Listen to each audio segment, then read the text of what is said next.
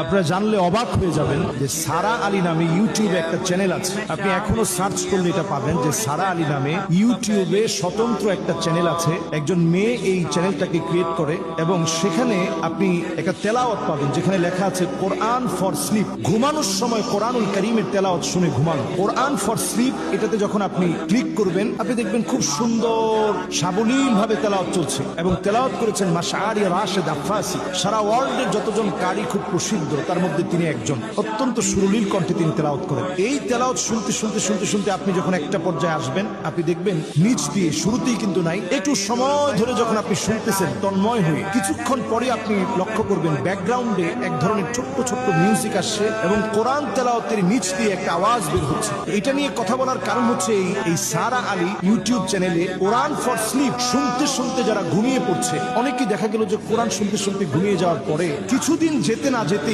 নিজের ভিতরে হঠাৎ অসুস্থ হয়ে যাওয়া, ভয়ানক স্বপ্ন দেখা, নানা রকম ক্ষতিগ্রস্ত হওয়া, হঠাৎ করে বমি শুরু হওয়া, বমি করতে করতে রক্ত বমি পর্যন্ত হয়ে যাওয়া, এই জাতীয় নানা ধরনের কর্মকাণ্ড এখন নজরে পড়ছে। এই যে একটা অবস্থা এখন শুরু হয়েছে, আপনি চিন্তা করেন যে এই কোরআনুল কারীম তেলাওয়াত করতে করতে আপনি ঘুমাবেন, যেই কোরআনুল কারীম শুনতে শুনতে আপনি ঘুমাবেন, যেই কোরআনুল কারীম অনুধাবনে থাকবে, সেই কোরআনুল কারীমের তেলাওয়াতের নিচে ব্যাকগ্রাউন্ড দিয়ে কোরআনুল কারীমের তেলাওয়াতের নিচে ব্যাকগ্রাউন্ড ইউজ করে সেখানে মিউজিক দিয়ে শব্দ চয়নে, যেগুলো দিয়ে ব্ল্যাক ম্যাজিক করা হয়, এই জাতীয় শব্দ চয়ন করে মানুষের ক্ষতি করার চেষ্টা করা হচ্ছে। এই সময়টা এখন এত ভয়াবহ সময় যখন কোরআনুল কারীমের তেলাওয়াতের ভিতরে পর্যন্ত নানাভাবে চক্রান্ত করা হবে। আর যখনই এই জাতীয় চক্রান্ত হবে তখন আমাদের দায়িত্ব হচ্ছে মানুষকে সচেতন করে দেওয়া। আমরা যারা কোরআনুল কারীমের তিলাওয়াত শুনি, অথেন্টিক